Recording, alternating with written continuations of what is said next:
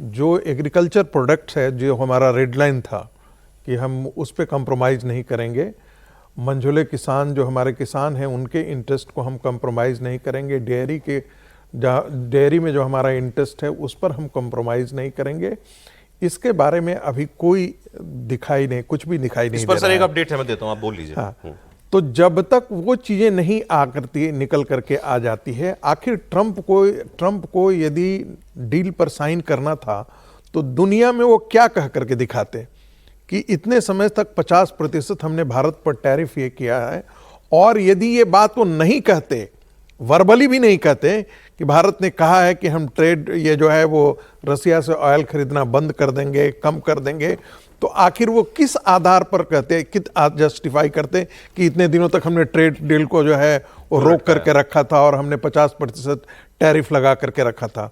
तो मुझे ऐसा लगता है कि कहीं ना कहीं दोनों के बीच में ये अंडरस्टैंडिंग रही होगी कि जो आपको कहना है वो आप कहिएगा, जो हमको कहना है वो हम कहेंगे, लेकिन ट्रेड डील को हम लोग निगोशिएट करते हैं। और मुझे ये पूरा यकीन है कि भारत ने अपने जो रेड लाइन है जो प्रधानमंत्री ने अपने देश के लिए वो जरूर मेंटेन किया। मनीष तिवारी फॉरेन कांग्रेस के सांसद लोकसभा के और फॉरेन अफेयर्स में अच्छी पकड़ रखते हैं। उन्होंने लिखा no purchase of oil from Russia, no tariff on American imports. मतलब हम तेल नहीं खरीद रहे हैं और अमेरिकी सामान पर कोई टैक्स नहीं है, हमारे सामान पर 18% टैक्स है और हम उनसे $500 बिलियन का सामान और खरीदेंगे, ये ट्रंप कह रहे हैं। तो हमारी स्ट्रेटेजिक ऑटोनॉमी का क्या हुआ, हमारी स्वायत्ता का क्या हुआ? ये तो सब अमेरिकी शर्तों पर हमने किया, ये वो कह रहे हैं। उनका बयान भी है, सुना दीजिए।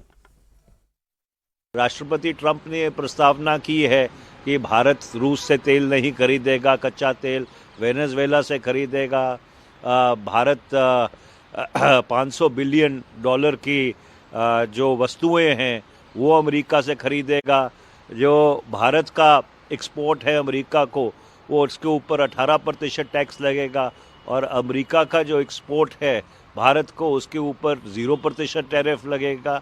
ये सीधा सीधा भारत की जो सामरिक आज़ादी है उसके ऊपर आघात है, और इसके ऊपर सरकार को संसद में स्पष्टीकरण देना चाहिए। कांग्रेस ये भी मांग कर रही है कि यूरोपियन यूनियन के साथ और इस ट्रेड समझौते में जो कुछ है ये सीधा सदन के सामने, संसद के सामने रखा जाना चाहिए, और कह रहे हैं सरेंडर है ये अमेरिका की शर्तों के सामने।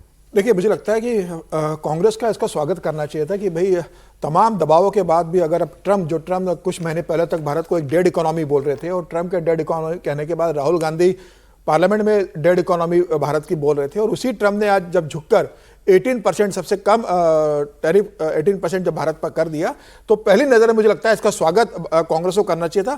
कांग्रेस ये कह सकती थी कि भाई अभी जो समझौता का जो मसौदा है वो सामने नहीं आया है कि समझौता का मसौदा क्या है, किस पर कितना टैरिफ लगेगा, क्या है, वो आने के बाद हम अपनी विस्तृत प्रतिक्रिया देंगे। तो पहली नजर में मुझे लगता है कि भारत की बड़ी जीत है कि 18% पर लेकर भारत लेकर आई है।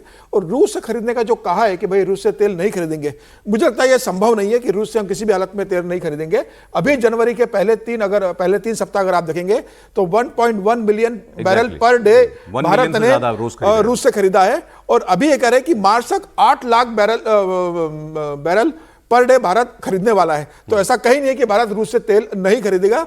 और दूसरी ये बात है कि अमेरिका भारत का $50 अरब भारत को इंपोर्ट करता है, $50 अरब का। $500 अरब का जो ट्रंप जिक्र कर रहे हैं, मतलब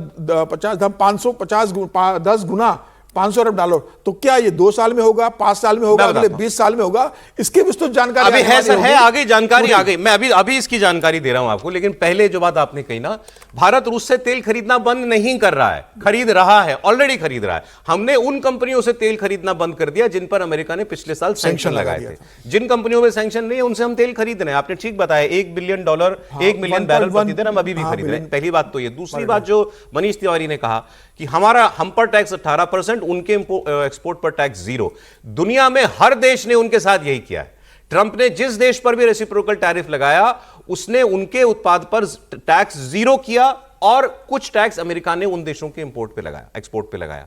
तो इसमें हम कोई अलग नहीं है, हर देश ने यही किया है। दूसरी बात तो ये, अब जहां है थोड़ी सी कंट्रोवर्सी, अमेरिका की जो एग्रीकल्चर मिनिस्टर है, कृषि मंत्री सेक्रेटरी ब्रूक रॉलिंस, इन्होंने एग्रीकल्चर को धन्यवाद देते हुए डोनाल्ड ट्रंप को इस ट्रेड डील के बाद, और कहा thank you president for once again delivering for our American farmers. आपने अमेरिकी फार्मर्स का हित ध्यान में रखा। US India deal will export more American farm products to India's massive market. And will pump cash into rural America, मतलब अब हमारे कृषि उत्पाद भारत में जा सकेंगे। फिर उन्होंने लिखा है कि हमारा एग्रीकल्चरल ट्रेड डेफिसिट 2024 में भारत के साथ 1.3 बिलियन डॉलर का था, मतलब एग्रीकल्चर का सामान हम ज्यादा एक्सपोर्ट करते हैं, कम इंपोर्ट करते हैं। उन्होंने कहा कि वो बहुत ग्रोइंग पॉपुलेशन है और हमें एक बहुत बड़ी मार्केट मिलेगी, अमेरिका फर्स्ट की ये विक्ट्री है। इसके बाद भारत के अंदर अखिलेश यादव, रामगोपाल यादव, इन्होंने इस पर जो है बात करनी शुरू की। अखिलेश यादव का पोस्ट जरा दिखा दीजिएगा। अखिलेश यादव इस पर क्या कह रहे हैं वो एक बार दिखा दीजिए।